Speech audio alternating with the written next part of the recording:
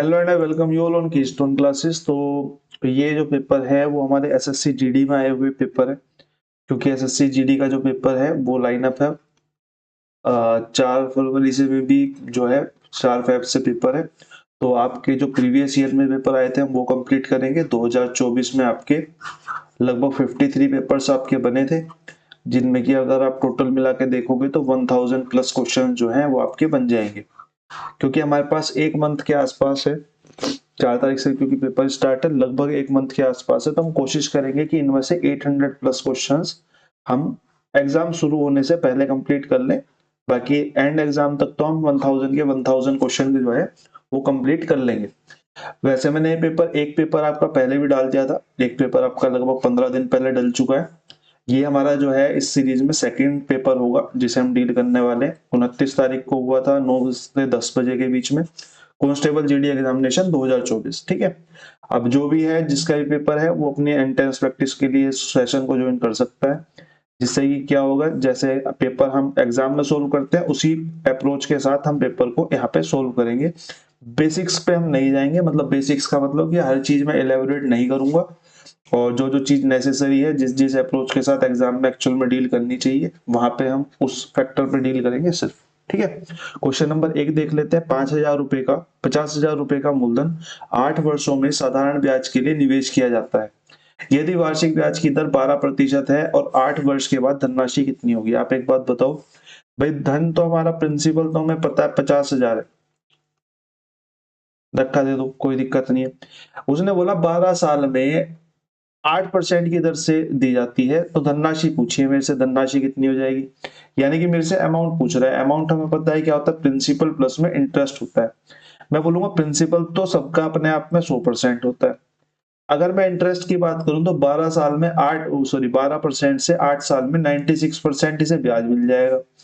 यानी क्वेश्चन मेरे से क्या पूछना चाह रहा है, क्वेश्चन मेरे से ये पूछना चाह रहा है कि 196% निकाल के दे दो मेरे को, जबकि कितना 100% कितना है, 100% मेरा 50,000 है। आई होप आप लोग समझ पाए होंगे। 196% पूछ रहा है, 50,000 की वैल्यू कितनी है, 100%। अब परसेंट लिखो या मत लिखो कोई फर्क पड़ता नहीं है, क्योंकि परसेंट से परसेंट यहाँ पे कैंसिल आउट हो जाएगा। ठीक है, अब जो कट सकता है वो काट देते हैं, और बाकी अपना कर लेते हैं। 2 जीरो से 2 जीरो खत्म हो जाएगी। 196 की 5 में मल्टीप्लाई करेंगे तो 19 दूनी 19, 19 पंजे 95 और 6 पंजे 30, यानी कि 98, और 2 जीरो ये वाली और 1 जीरो वो वाली, यानी कि 98,000 हमारा यहाँ पे राइट आंसर आ जाएगा। ऑप्शन नंबर 1 यहाँ पे हमारा करेक्ट हो जाएगा। ठीक है, क्वेश्चन नंबर 2 की तरफ चलते हैं। क्वेश्चन नंबर 2 हमारा कह रहा है कि रमेश स्थान जे से चलना स्टार्ट करता है, 28 घंटे बाद के पर पहुंचता है। अब यहाँ पे मान लेते हैं कोई भी डिस्टेंस है कि भैया ये जे है और ये के है। ठीक है, उसने कहा इस पूरे डिस्टेंस को ट्रेवल करने में 28 आवर्स लग रहे हैं। बिल्कुल सही बात है, पहली स्टेटमेंट से मेरे को ये चीजें पता चल गई। फिर उसने कहा कि कुल दूरी का 2/5 भाग 10 किलोमीटर प्रति घंटा से और शेष दूरी 20 किलोमीटर प्रति घंटा से तय करता है। जे और के बीच की दूरी बताओ। 2/5 भाग 10 किलोमीटर प्रति घंटा से, अगर मैं डिस्टेंस की बात करूं तो डिस्टेंस बोल रहा है कि वो 2 भाग ट्रेवल कर लेता है, कितने में से, टोटल 5 में से, क्योंकि 2/5 का मतलब यही तो हुआ कि 5 टोटल है, और ये उसने ट्रेवल कर लिया है। 2 भाग उसने ट्रेवल कर लिया 10 किलोमीटर पर आवर की स्पीड से। पेन की निब थोड़ी छोटी करनी पड़ेगी, जगह की कमी है। टोटल 5 है तो बचा कितना, बचा 3 बचा। 3 को उसने ट्रेवल करा कितने से, 20 किलोमीटर। ये सब जो है वो रेशो में है, 2 3 और ये टोटल 5 का है। ठीक है, ये उसने 20 किलोमीटर प्रति घंटा से ट्रेवल करा। भाई मेरे को तो नहीं पता एक्चुअल में टाइम कितना लग रहा है, मतलब इस हिसाब से तो नहीं पता, लेकिन एक्चुअल में मेरे को यहाँ तो टाइम पता है, और टाइम मेरे को पता है कितना होता है, डिस्टेंस अपॉन में स्पीड। अगर मैं इस वाले केस में देखूं, अगर मैं इनको, क्योंकि ये रेशो में है तो यहाँ पे कुछ भी मान लेते हैं, एक्स मान लेते हैं। अगर मैं इसके हिसाब से टाइम देखूं तो इसको ट्रेवल करने में कितना टाइम लगेगा, इसको ट्रेवल करने में लगेगा 2x अपॉन में 10, और इसको ट्रेवल करने में कितना टाइम लगेगा, 3x, प्लस में कर देते हैं 3x अपॉन में 20। अब इस पूरे को जो ट्रेवल करने में टाइम लगा वही तो 28 आवर्स है, बस इसके इक्वल लग देते हैं।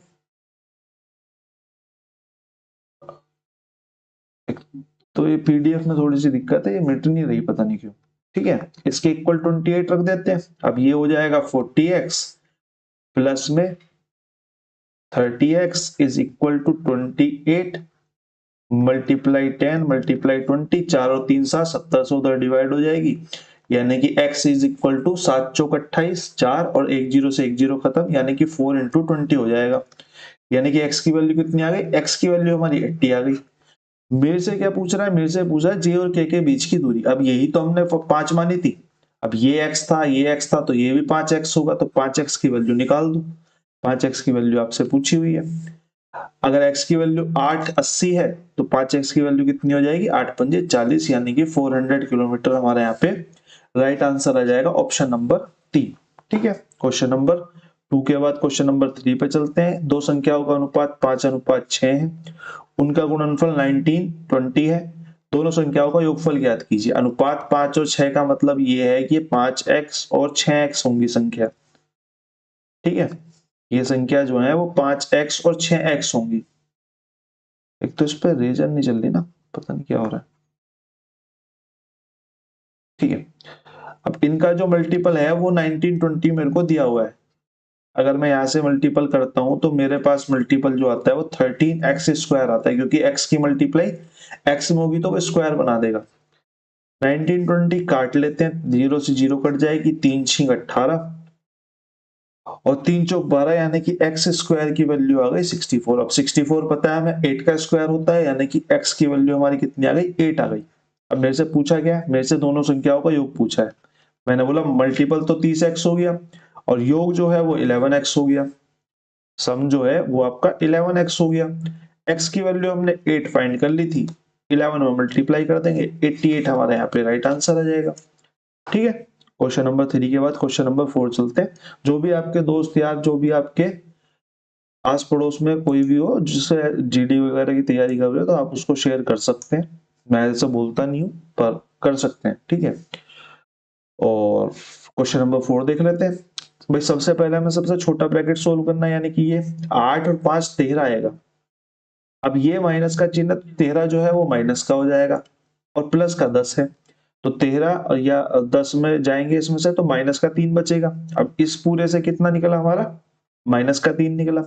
अब यहाँ पे माइनस का निशान है, यहाँ पे माइनस है तो प्लस हो जाएगा, यानी कि 6 प्लस में 3 हो जाएगा।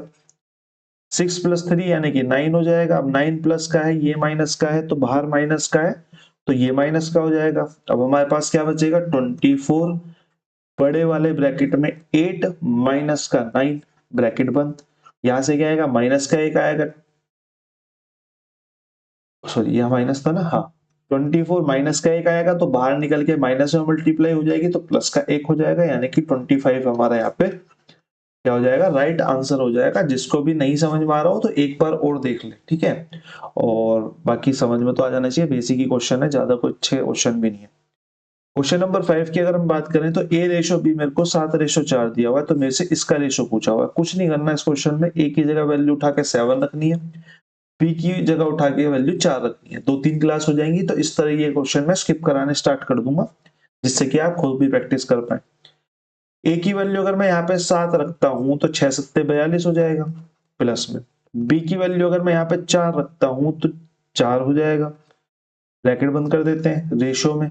यहाँ पे 7 रखेंगे तो 42 हो जाएगा, यहाँ पे 4 रखेंगे तो 4 हो जाएगा। यहाँ से मेरे को कितना मिला 46, यहाँ से मेरे को कितना मिला 38। जब मैं इनको कट करूंगा तो ये कितना आ जाएगा 23 रेशो में 19 हमारा जो है यहाँ पे राइट आंसर आ जाएगा। ऑप्शन नंबर 3 हमारे यहाँ पे करेक्ट हो जाएगा। ठीक है, क्वेश्चन नंबर 5 के बाद क्वेश्चन नंबर 6 पे चलते हैं। क्वेश्चन नंबर 6 हमारा कह रहा है कि 144 मल्टीप्लाई में 2, 130 मल्टीप्लाई में 5 और 10 मल्टीप्लाई में 2। सबसे पहले हमें बोर्ड मास के थ्रू जाना होता है। ठीक है, ब्रैकेट खोलना होता है, ऑफ खोलना होता है, डिवाइड करना होता है, मल्टीप्लाई करना होता है, ऐड करना होता है, सब्सट्रैक्ट करना होता है, सम करना होता है। ठीक है, तो इस केस में क्योंकि हमारे पास डिवाइड तो है ही नहीं, ब्रैकेट कोई है ही नहीं, ऑफ का हमारा कुछ लगा हुआ नहीं है, तो हमें मल्टीपल ही सोल्व करना है। तो 14 दूनी 28 यानी कि 288 प्लस में 13 पंजे 65 यानी कि 650 माइनस में 20, इसमें से एक हटा देते। सेकेंड,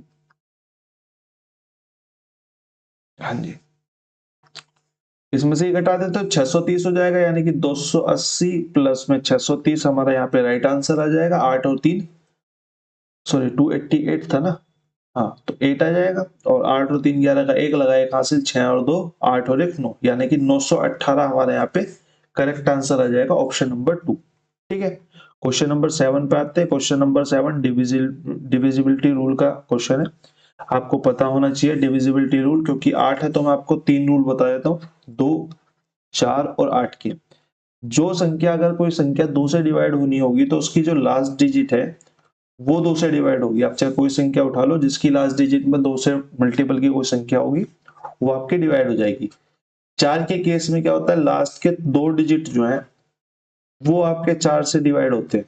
ठीक है, इसी तरीके से 8 में क्या होता है, लास्ट के 3 डिजिट जो है वो 3 8 से डिवाइड होते हैं। ठीक है, इसी तरीके से सोन करते चले जाओगे, यानी कि 2 का स्क्वायर जितना लेते चले जाओगे उतना ही हो जाएगा। जैसे कि 2 का स्क्वायर 5 कितना होता है, 2 दूनी 4 दूनी 8 दूनी 16 दूनी 32, यानी कि 32, यानी कि 32 में क्या होगा, 32 में लास्ट के 5 डिजिट, लास्ट 5 डिजिट अगर आपके 32 से डिवाइड हो रहे हैं तो वो संख्या आपकी 32 से डिवाइड हो जाएगी। वैसे आता नहीं है, मैं आपको सिर्फ बता रहा हूँ। ठीक है, अगर आपसे ये पूछने लग जाए कि हम 2 का कॉन्सेप्ट लेते कैसे, वो इस तरीके से लेते हैं। ठीक है, ए का मान आपसे पूछा हुआ है, ए का मान क्योंकि लास्ट डिजिट है तो मेरे को बस 454 को ही तो डिवाइड करना है 8 से, सॉरी 450 ए को। मिट जाओ मिट जाओ मिट जाओ मिट जाओ, मिट गया, पूरा ही मिट गया।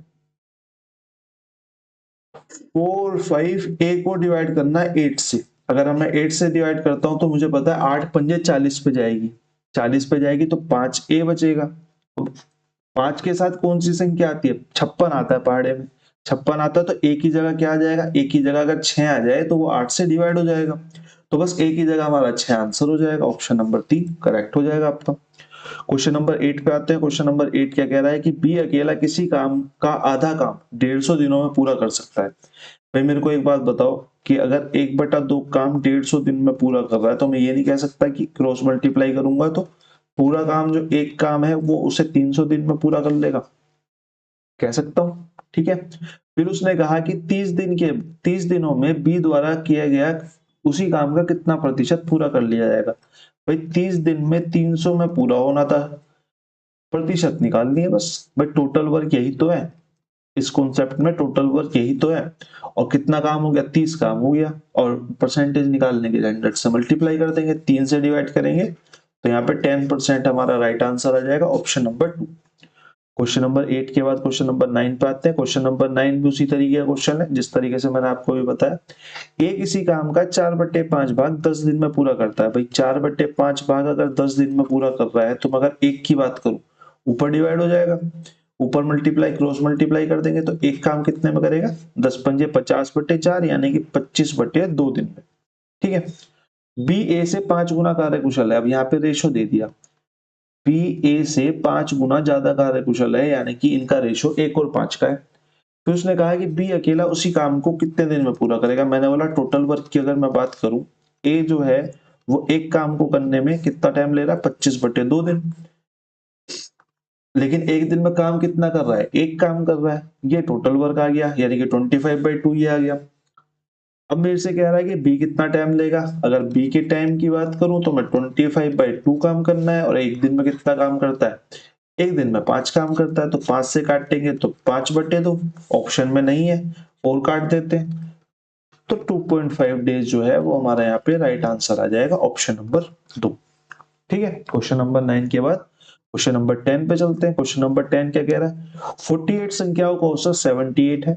यदि प्रत्येक संख्या में से x घटाया जाता है तो औसत जो है वो 57 आ जाता है। इस क्वेश्चन में आपको हमेशा याद रखना है, अगर प्रत्येक संख्या में कोई चीज घटाई जा रही है, जोड़ी जा रही है, गुणा करी जा रही है, भाग करी जा रही है, चारों में से कुछ भी हो रहा है तो वही उस औसत के साथ हो जाएगा। अब जो औसत के साथ हुआ है वही उस संख्या के साथ हमने करा होगा, यानी कि औसत के साथ क्या हो रहा है, 78 से 57 हो रहा है, यानी कि 21 का जो है वो माइनस हो रहा है, तो वही हमने उसके साथ करा होगा, हर संख्या के साथ। हर संख्या के साथ क्या करा होगा, यानी कि x की वैल्यू आपकी कितनी आ जाएगी, 21। ठीक है, इसी केस में अगर आपसे एक आया था कि 48 संख्याओं का औसत 78 है और किसी संख्या से भाग करने के बाद वो 39 हो जाता है, तो बताइए उस संख्या को किससे भाग किया गया। तो यहाँ पे सीधा सीधा दिख रहा है कि 2 से भाग किया गया, हाफ कर दिया गया। इसी तरीके से अगर बोल देता कि 78 है और 7 दूनी 14, 8 दूनी 16, यानी कि 156 हो गया। औसत जो है वो बढ़ के 156 हो गया। तो किस संख्या से प्रत्येक संख्या को गुणा किया गया, हमें यहाँ पे दिख रहा है कि दुगुना हो रहा है, यानी कि 2 से गुणा किया गया। ठीक है, इसी तरीके से अगर ये जोड़ के बोल देता है कि 78 औसत था लेकिन 80 हो गया, प्रत्येक संख्या के साथ क्या किया गया, प्रत्येक संख्या के साथ 2 जोड़ा गया। मैं आपको सिर्फ बता रहा हूँ, ये 4 तरीके से क्वेश्चन बन जाता है। ठीक है, क्वेश्चन नंबर 11 पे चलते हैं। क्वेश्चन नंबर 11 क्या है, एक मेज का विक्रय मूल्य 7686 रुपीज है, यदि लाभ प्रतिशत 22% हो तो मेज का क्रय मूल्य ज्ञात कीजिए। भाई लाभ अगर 22% है तो मैं ये बोलूंगा कि सीपी अगर 100 रहा होगा, 100 रहा होगा तो लाभ के बाद जो एसपी हो गया होगा वो 122% हो गया होगा, ये हमारा एसपी हो गया। अब मेरे को विक्रय मूल्य की कीमत दी है 7686, यानी कि 122 की वैल्यू जो है वो 7686 है। मेरे से क्रय मूल्य यानी कि 100% की वैल्यू पूछिए, 100% की वैल्यू पूछिए, तो 7686 डिवाइडेड बाई 122 मल्टीप्लाई बाई 100। काट लेते हैं, किससे काटेगा, 2 से काटेंगे पहले, 2 छिक 12, 2 एकम 2, और 2 से काटेंगे तो 2 चौक 8, 2 तिया 6, 2 तिया 6 1, 2 अट्ठे 16, 2 चौक 8, 2 तिया 6, 6 से काटेंगे तो 6 छिक 36 और 6 तिये पे चली जाएगी माननी पूरी। ठीक है, तो 6300 हमारा यहाँ पे राइट आंसर होगा। आपने बोला हो यहाँ पे आपको कैसे पता चल गया, तिये पे चली जाएगी माननी, क्योंकि यहाँ पे लास्ट में डिजिट जो है वो 3 है और 1 के मल्टीपल में सिर्फ एक बार ही 10 से पहले 3 आता है, वो आता है 3 बार पे। ठीक है, 61 जाए या 51 जाए या 11 3 जाए पे 33 आएगा, इकाई का अंक जो है वो 3 आएगा, यूनिट डिजिट 3 आएगी। इस हिसाब से आप डिवाइड में अंदाजा लगा सकते हो। 6300 जो है वो हमारा यहाँ पे राइट आंसर हो जाएगा, ऑप्शन नंबर 4। क्वेश्चन नंबर 5 पे आते हैं। क्वेश्चन नंबर 5 फिर से आपका बोर्ड मास का क्वेश्चन है। याद करो मैंने बोर्ड मास में क्या बताया था, BODMASS। ठीक है, तो यहाँ पे क्या है, यहाँ पे ऑफ है तो सबसे पहले ऑफ सोल्व करना पड़ेगा, उसके बाद यहाँ पे डिवाइड सोल्व करना पड़ेगा, उसके पहले यहाँ पे ऑफ सोल्व करना पड़ेगा। तो आप यहाँ पे पहले सबसे पहले ऑफ सोल्व करते हैं, इस डिवाइड को छोड़ देते हैं। ठीक है, तो 88 डिवाइडेड बाई 3, ऑफ का मतलब कुछ नहीं होता, मल्टीप्लाई होता है, पर सबसे पहले सोल्व यही करना है और इनको अलग अलग ले लेते हैं। ठीक है, डिवाइड वाले को बाद में देख लेंगे वरना कंफ्यूजन होती है। 33 मल्टीप्लाई में 11 अपॉन में 34, तो 11 तिया 33 और 3 तिया 9, 3 चौक 12, 34 से पूरा खत्म हो गया। 8 से 11, 8 निम सॉरी 8 सत्ते 56, 8 सत्ते 56 और 7 निम 63 और 3 तिया 9, यानी कि इसकी वैल्यू कितनी आ गई 33, इसकी वैल्यू कितनी आ गई 1 और बीच में निशान किसका है, डिवाइड का है। तो हमारा आंसर कितना आ जाएगा, हमारा आंसर आ जाएगा जी 33 हमारा यहाँ पे करेक्ट आंसर हो जाएगा। ठीक है, क्वेश्चन नंबर 12 हमारा खत्म हो गया। क्वेश्चन नंबर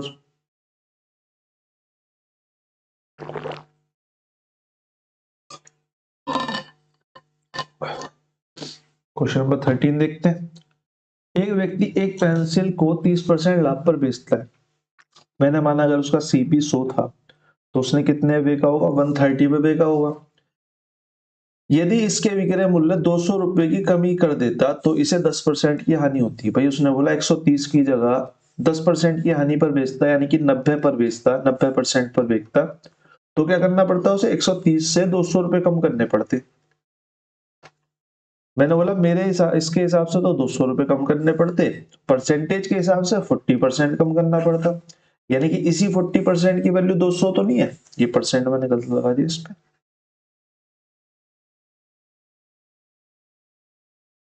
मतलब हाँ हट गया, तो 40% की वैल्यू 200 है। मेरे से क्या पूछा है, पेंसिल का प्रारंभिक विक्रय मूल्य बताओ, यानी कि 130 की वैल्यू पूछी है। पहले तो 30% लाभ पे फेंका गया था, 130 की वैल्यू निकालनी है। परसेंट लगाओ या मत लगाओ कोई फर्क नहीं पड़ता, आगे से मैं नहीं लगाऊंगा। 4 से काट देंगे तो 4 पंजे 20, 13 पंजे 65, यानी कि 650 आपका राइट आंसर हो जाएगा, ऑप्शन नंबर 1। ठीक है, ऑप्शन नंबर 1 आपका राइट हो जाएगा। क्वेश्चन नंबर 14 पे आते हैं। क्वेश्चन नंबर 14 कह रहा है कि एक मोबाइल का क्या बोलते हैं 15, एक मोबाइल के मूल्य में 15% की वृद्धि होती है, नया मूल्य इतने रुपए है, तो वास्तविक मूल्य याद करो। भाई 100 से जो वैल्यू है वो बढ़ के 115 हो गई, और मेरे से वास्तविक यानी कि 100% की वैल्यू पूछ रहा है। 115 की वैल्यू मेरे को 11500 दी है। और यहाँ के बाद ये क्वेश्चन जो है आपके होमवर्क में आया था, सिंपल एक कैलकुलेशन करनी है और आंसर आप कमेंट सेक्शन में मार्क करेंगे। ये आपका होमवर्क है, ठीक है। कल से मैं इनको मिटा भी दूंगा, इनको मिटा दूंगा, यहाँ पे इजी है। क्वेश्चन नंबर 15 पे आते हैं। एक आयत का परिमाप 22 सेंटीमीटर है, लंबाई 1 सेंटीमीटर है, आयत का क्षेत्रफल ज्ञात करो। आयत का क्षेत्रफल क्या होता है? आयत का क्षेत्रफल होता है L इंटू बी।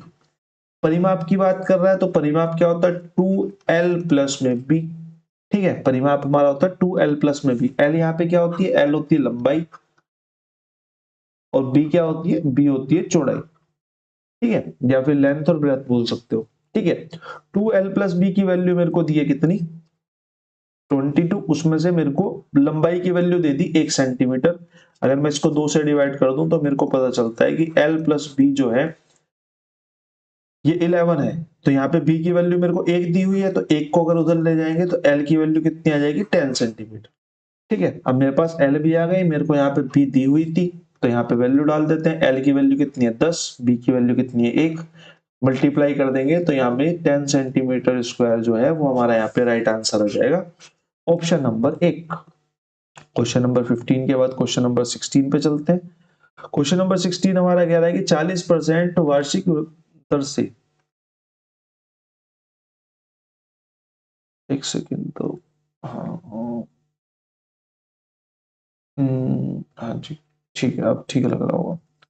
40% वार्षिक ब्याज की दर से एक निश्चित राशि 1 वर्ष के लिए चक्रवृद्धि ब्याज आर्थिक अर्धवार्षिक चक्रवृद्धि, ये याद रखना, अर्धवार्षिक है, त्रैमासिक है, चतुर्थमासिक है, इस तरीके से आते हैं क्वेश्चन, इनको याद रखना। 1 वर्ष के साधारण ब्याज के बीच में अंतर, चक्रवृद्धि ब्याज और साधारण ब्याज के बीच में अंतर 360 रुपए है। धनराशि ज्ञात करो। भाई मेरे को पता चला कि 40%, क्योंकि हाफ ईयरली का कोई फर्क साधारण ब्याज पे तो पड़ेगा नहीं, तो सिंपल इंटरेस्ट तो इसको सिंपल 40% मिल गया। लेकिन अगर मैं हाफ ईयरली चक्रवृद्धि ब्याज की बात करूं, 40% ईयरली है, यानी कि साल में 2 बार मिलेगा, यानी कि एक बार में 20% मिलेगा, एक बार में 20% मिलेगा। ठीक है, पहली बार में 20% मिलेगा, दूसरी बार में 20% मिलेगा। 2-3 तरीके होते हैं करने के। सबसे पहले मैं बेसिक से अगर आया तो इसमें आप एक फॉर्मूला लगा सकते हो, x प्लस में y, और क्योंकि यहाँ पे ब्याज है तो प्लस में x इंटू वाई अपॉन में 100। ठीक है, अगर आप यहाँ पे परसेंटेज की वैल्यू डालोगे तो आपको टोटल वैल्यू निकाल के दे देगा।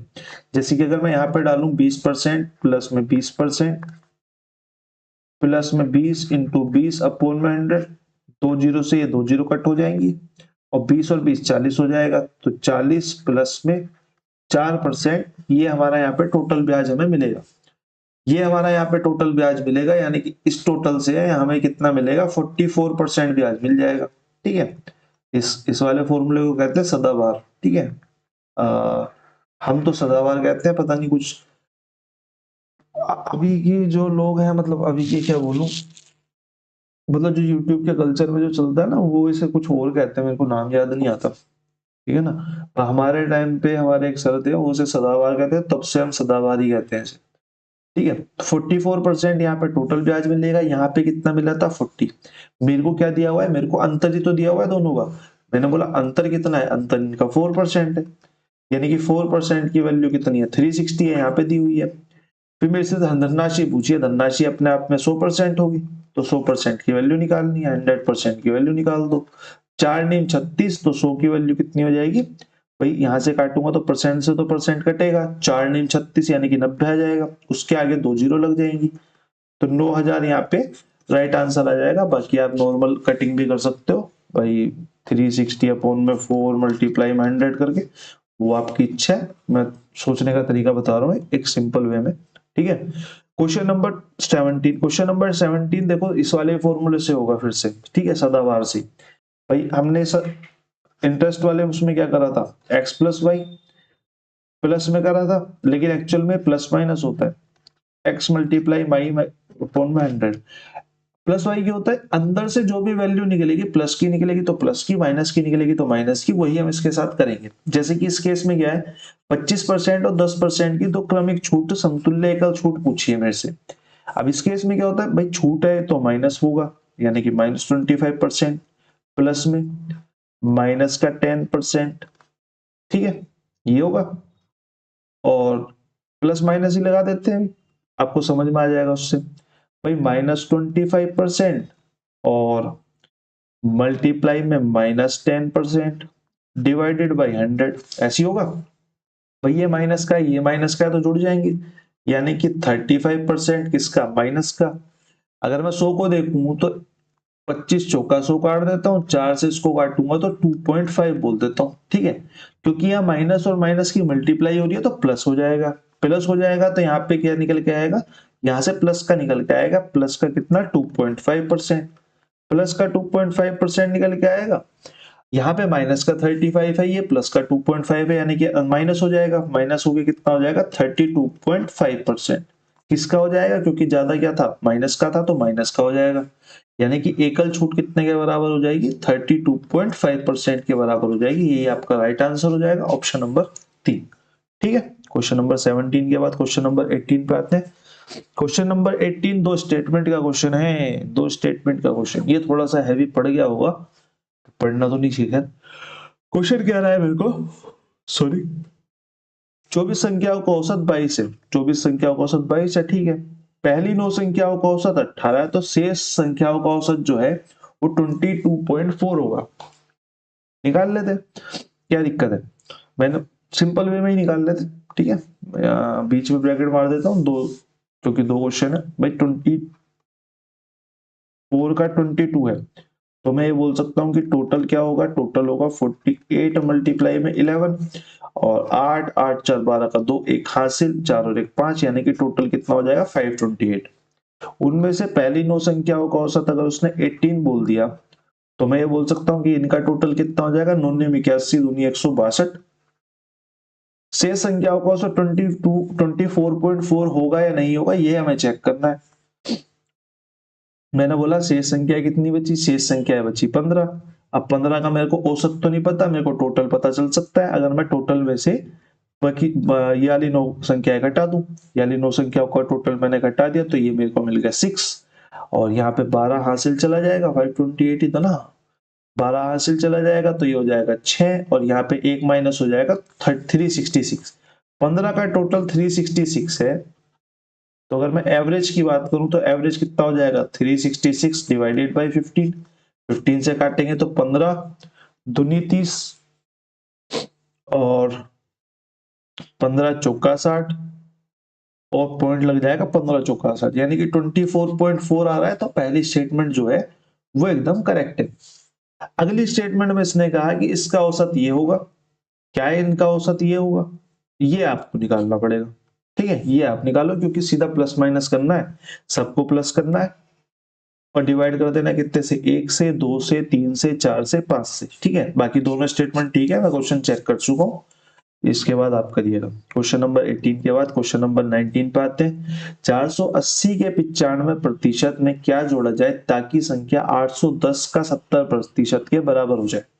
जैसे जैसे बोला हुआ है वैसे वैसे लिख के सोल्व कर देंगे। भाई 480 के 95% यानी कि 95/100 में क्या जोड़ा जाए। मैं मान लेता हूं मैंने x जोड़ दिया, आप कुछ भी मान सकते हो, जो भी आपकी इच्छा करे। आपको x ना अच्छा लगता हो, ना लगती हो, ठीक है, ताकि प्राप्त संख्या 810 के